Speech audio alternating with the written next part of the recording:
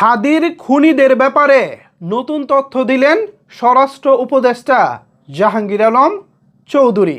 আজকে সাংবাদিকদের জবাবে স্বরাষ্ট্র উপদেষ্টা জাহাঙ্গীর আলম চৌধুরী বলেছেন, ওসমান হাদির হত্যাকারী কোথায় সেটা জানলে তো তাকে ধরে ফেলতাম।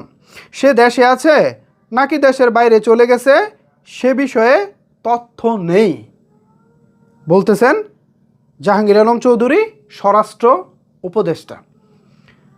আচ্ছা, স্বরাষ্ট্র উপদেষ্টা তো সারা বাংলাদেশের খোঁজখবর জানার কথা, যেহেতু তিনি সরকারে আছেন, তার আন্ডারে বিভিন্ন গোয়েন্দা বাহিনী কাজ করে। তিনি যদি না জানে, আসলে এটা আমাদের জন্য হতাশার কথা। কেন এই কথা বললাম? কারণ ঢাকার মতো একটি জায়গা, একেবারে ঢাকার প্রাণকেন্দ্রে ওসমান হাদিকে গত 12ই ডিসেম্বর প্রকাশ্যে গুলি করে কিভাবে লাপাত্তা হয়ে যায় আসামি, এটা কি আসলে গ্রহণযোগ্য বলেন? ধরে নিলাম প্রাথমিক অবস্থায় সে পালিয়ে আছে, কিন্তু ঘটনা তো ঘটে গেছে আজ থেকে 10 দিন আগে। 12ই ডিসেম্বর, আজকে হচ্ছে 22 ডিসেম্বর, মাঝখানে 10 দিন চলে গেছে।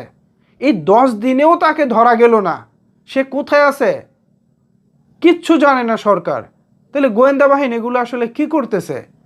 আমার ভাই ওসমান হাদি এভাবে চলে গেল, প্রকাশ্য দিবালোকে তাকে গুলি করা হলো, তাকে দাফন করে মাটিও দিয়ে দেওয়া হলো, সে এখন কবরে শুয়ে আছে, অথচ তার আসামিরা এখনও নিঃশ্বাস নিচ্ছে, তার আসামিরা এখনও বাংলার মাটিতে ঘুরে বেড়াচ্ছে।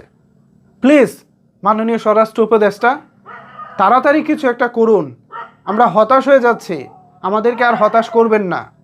হাদি ভাইয়ের খুনিদেরকে ইমিডিয়েট ধরুন। ভিউয়ার্স, স্বরাষ্ট্র উপদেষ্টা বলেছেন, ওসমান হাদির হত্যাকারী কোথায় সেটা জানলে তো তাকে ধরে ফেলতাম। সে দেশে আছে নাকি দেশের বাইরে চলে গেছে সে বিষয়ে তথ্য নেই। এই কথা শোনার পর আপনাদের মতামত কি জানাতে পারেন আপনার মতামত নিচের কমেন্টস বক্সে।